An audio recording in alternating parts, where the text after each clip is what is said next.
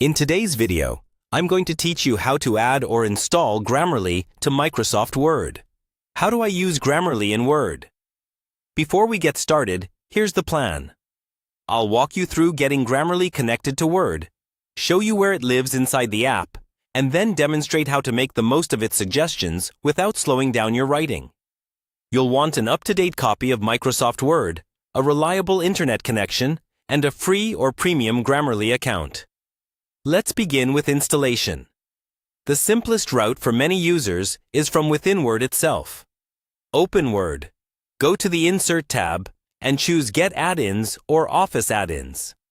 In the search bar, type Grammarly, then select the Grammarly add-in and click Add. Follow the prompts and give Word a moment to load the extension. If you don't see Get Add-ins in your ribbon, or if your version of Word doesn't support that method, head to Grammarly's official website and download the desktop app for your operating system. Run the installer, sign in, and it will integrate with compatible versions of Word automatically. If Word was already open, close it and reopen it so the connection completes. Now, let's turn it on and take a look. Open a document in Word. You should see a Grammarly option on the ribbon or a small Grammarly icon that opens a sidebar. Click it and sign in if prompted. In the sidebar, you can pick your language preferences, like American or British English, and set goals such as audience, formality, and intent to help tailor the recommendations. As you write, Grammarly underlines potential issues and lists them in the panel.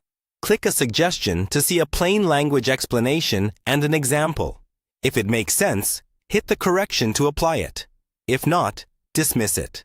You'll find categories for correctness, clarity, engagement, and delivery.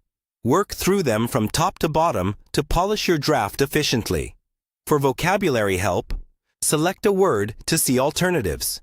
If Grammarly flags a term you use often, you can add it to your personal dictionary so it won't be marked again.